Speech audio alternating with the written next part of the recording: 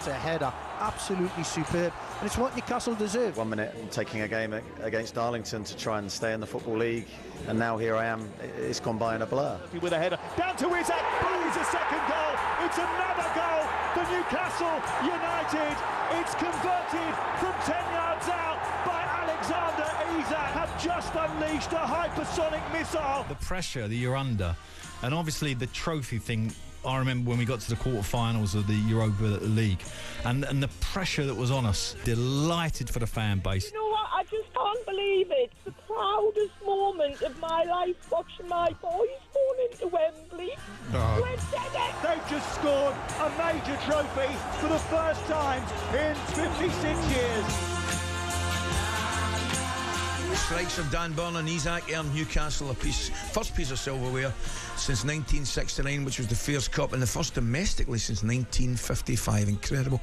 The tournament get past the likes of Chelsea, Arsenal, and of course Liverpool to cement their place in history. Before we speak to England cricket legend Steve Harmison, this is going to be magic. We're finally joined by a Newcastle fan who watched the game in Prague on a stag do. Davey, are you there? Are you with us?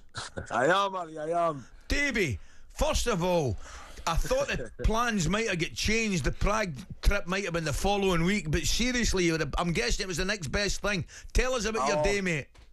Unreal, mate. Probably the best day of my life, and I've got 3 kids. Absolutely magic. Whose wedding was it? Tell us, whose wedding is it coming up, rather? It's got to be Ed Darren's one. I'm dressed as a Sunderland fan yesterday, so that was good for him. You did not, mate. Tell me you're winding me up. Did you make him sit and watch a game with Sunderland top on? Full kit on. Sometimes a lot. Davey, didn't they play well though, your team? Wasn't they played terrific, didn't they? Unreal. They just turned up. They weren't going to be beat yesterday. No. They just matched them man for man and just were absolutely outstanding, every single one of them. When are you back, mate? I take it you're still there. Aye, it's me. We'll fly back about 8 o'clock the night, so gonna have to have a few more pints to get celebrating the day. Brilliant, mate. Listen, congratulations. You look after that groom, right? Is he still in the Sunderland pyjamas? I don't know. I've never seen him since last night. Well done, mate. Thanks for taking the time to give us a call. Take it easy. Safe journey back. Joining us now for more is another massive Newcastle fan. It is, of course, England cricket legend Steve Harmison. Harmy, what a day, mate. What a day. What a weekend, Ali. What a weekend. Good morning to you both. Morning, morning, Steve. pal. What did you think? I mean, it was amazing. I came back on a 10 o'clock train last night, and I mean, I've not been asleep yet. I couldn't. I got at home last night about 2:30, 3 o'clock. It's now 8 o'clock in the morning, and every time I tried to go to sleep, what an unbelievable weekend for the Black and Whites. He deserved it. I mean, Liverpool are going to win the Premier League, and they deserve to win the Premier League. But tell you what, man for man, and the way that support was. I was in London from Friday morning, and the first time I seen anything in red was at Baker Street Station on 3 hours before kick-off. It was just a sea of black and white all weekend. It was magnificent, and to see them walking out, Andy, this is why I went. I mean, I didn't go to the cup finals under Hollett in Robson because I was playing cricket, and I was in New Zealand for talkSPORT when we played Manchester United. And it was like, I've got to go to this because this is my team, and I've never been to Wembley.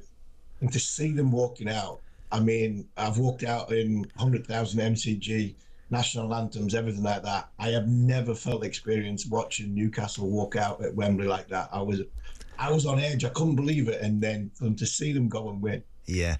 What about when that first goal, Harmy, when Dan Burners launched himself at that pinpoint cross corner and he met it so beautifully, and when that hit the back of the net, I bet you were all going ballistic, weren't you? I mean, I know what St James's is like. I'm there every week. I've got headphones on, and it still sounds ridiculously loud. Wembley was rocking from the minute. I would say about 4 o'clock yesterday afternoon. I mean, the black and white scarves, the atmosphere, the visual of it. It was just ridiculous. And then when they scored, when Isaac scored, and when he put the ball in the back of the net for the first time, it was offside. Yeah. the noise there, but then it went up again when obviously he scored to make it 2-0, and they deserved it. They played the better side. I think Liverpool did what Newcastle did 2 years ago and didn't really turn up. But I mean, what a weekend! And to walk down Wembley Way at the end of it with just black and white supporters. Harmy, I just thought the level of performance, mate, and the way they did it. And I even go back to the semi-final performances against Arsenal, mate. Absolutely tremendous, mate. What would finish it this season? Top 4? Well, yes. I think that's a perfect season. Newcastle in Europe now, and you say it's a free hit now to go and try and get into the Champions League, and this will give them a huge amount of confidence. And I mean, Dan Burn, there's a lot made. He's from Blythe and he's from the northeast, but I mean, that lad, that is I think he's a beacon for anybody, because football, you both know really well that rejection in football, and you have a lot of heartache, but if you work hard and you dedicate yourself, you can get and fulfill your dreams. And I got a call up last week at 32. I mean, he'd gone through the leagues, and now to win a trophy, first time in 70 years for his boy club team, he was immense yesterday. And just that, for me, I mean, I love the manager. I think he's the best thing that's ever happened to Newcastle since Bobby Robson left. And that was the icing on the cake for Eddie Howe yesterday, because he is an amazing man, an amazing manager. And he will now go down as one of the best managers Newcastle have ever had. So I'm so pleased for Eddie. Brilliant, Steve. Brilliant. I've got a feeling, Harmy, and this isn't for public consumption, really. I bet you're kicking on today, are you? Well, to be honest, there's not much left in my voice. I mean, no, listen, we're letting that go. We'd work that one out ourselves, mate. Yeah, I was at Box Park yesterday, and I mean, I was Darren Ambrose and Addy and all the lads, and I mean, Sarah Collins, who's a great producer, she was like, "Hammy, can you come on?" And I was like, "Sarah, I can't speak."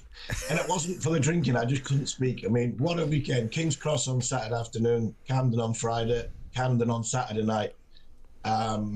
The Geordie Nation, I think, did their club proud yesterday, and their players represented their Geordie Nation very, very proudly. And I think as a whole, as a club, and I know other clubs will say, "Oh, you just won a trophy," but what we've gone through over the course of the last 50, 60, 70 years from a supporter's point of view, hopefully this is a start. It was a brilliant weekend, and the players thoroughly deserve it, because they mirror the manager, and I think the manager mirrors the city, and I think because of that, I think it was a great day for Newcastle United yesterday, and one I'm very, very proud to say I'm a very, very loyal supporter of. Here, well mate. done, mate. Well done, mate. Congratulations. Enjoy the rest of your day, mate. I'm sure you will. Take care, mate. Congratulations.